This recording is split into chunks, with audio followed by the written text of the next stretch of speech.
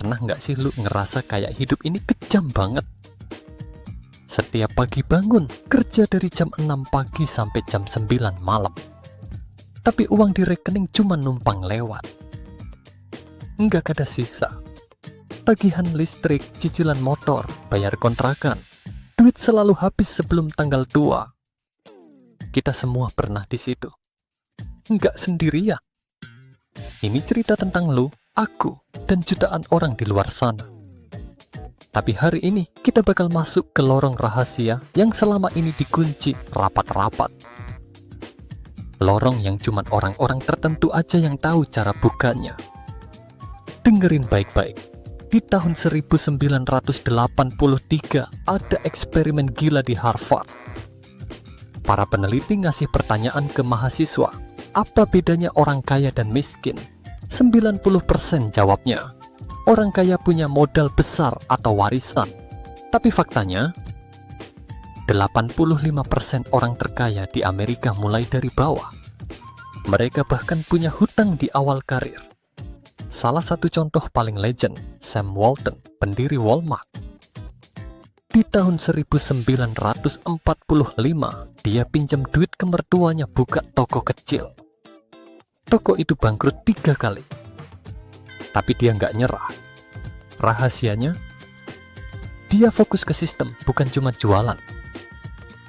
Dia ciptain rantai pasok dan manajemen gudang yang revolusioner.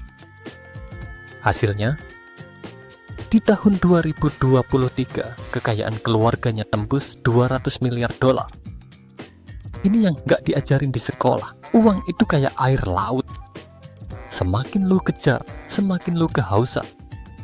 Tapi kalau lu bikin bendungan, airnya akan mengalir sendiri ke lo. Bendungan itu namanya aset. Tahu nggak? Di tahun 2021, Bank Dunia merilis data mengejutkan. Hanya 0,1% populasi dunia yang megang 45% kekayaan global. Mereka nggak lebih pinter atau lebih rajin. Tapi mereka paham hukum uang yang berbeda. Salah satu hukumnya, uang kertas itu bohong besar. Sejak tahun 1971, ketika Amerika batalkan standar emas, nilai uang kita tergerus 3-15% tiap tahun.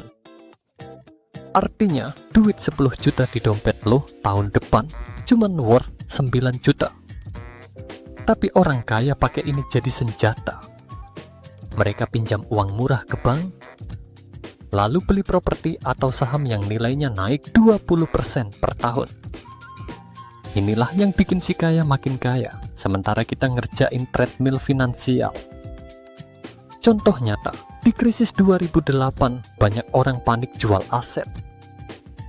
Tapi orang seperti Warren Buffett malah beli saham diskon besar-besar. 7 tahun kemudian, kekayaannya naik 130 miliar dolar. Kuncinya, kontrol emosi dan paham siklus ekonomi. Sekarang, gimana caranya lu bisa mulai dari nol? Pertama, lawan semua dogma finansial yang diajarin ortu lo. Nabung di bank itu bunuh diri pelan-pelan. Investasi itu bukan cuman buat orang kaya. Kedua, upgrade diri lo ke versi 2.0. Di era AI ini, skill seperti analisis data atau digital marketing jauh lebih berharga dari ijazah.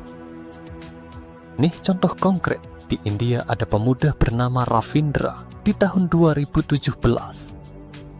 Dia jual perhiasan keluarga buat beli kursus coding online senilai 3 juta rupiah. 3 tahun kemudian, dia jadi developer blockchain bayaran 70 juta per bulan. Sekarang dia punya tim 15 orang dan investasi di 3 startup kripto. Fakta lain yang ditutup-tutupi, bisnis online itu bukan cuma jualan di Shopee.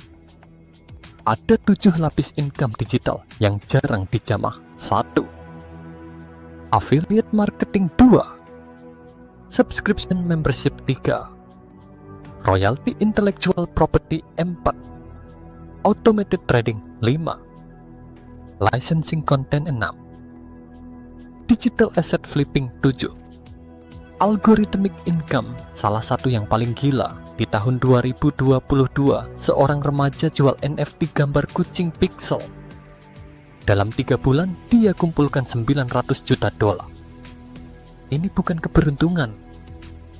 Ini paham psikologi pasar dan timing yang brilian.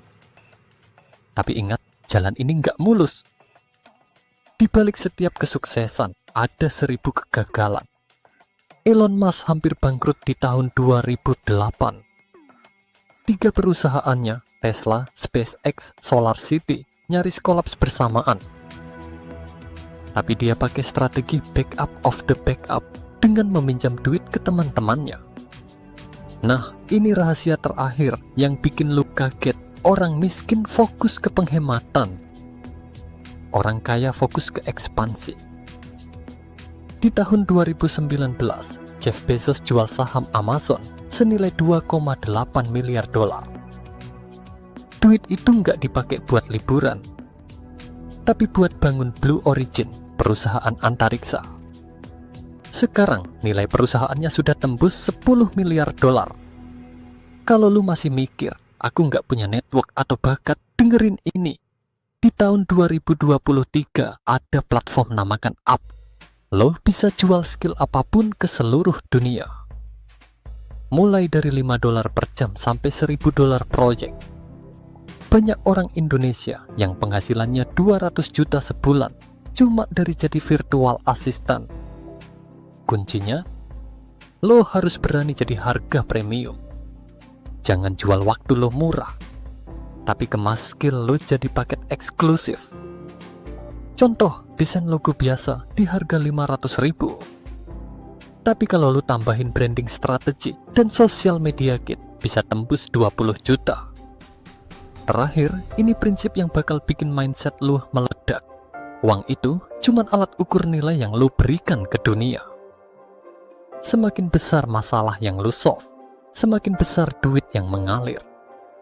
Mark Zuckerberg solve masalah koneksi sosial. Kekayaannya 103 miliar dolar. Jack Ma solve masalah perdagangan kecil. Kekayaan 60 miliar dolar. Mulai hari ini, berhenti ngejar uang. Fokus ke nilai. Ke solusi. Ke impact yang lo bisa bikin. Investasi ke diri sendiri. Bangun aset digital. Mainkan siklus ekonomi. Kalau lu ngerasa konten ini berharga, buktiin dengan klik tombol subscribe dan like. Setiap dukungan kalian bikin channel ini bisa terus ngasih konten pembuka mata. Ingat, kesempatan gak datang 2 kali. Aksi kecil hari ini bisa ubah masa depan lu selamanya.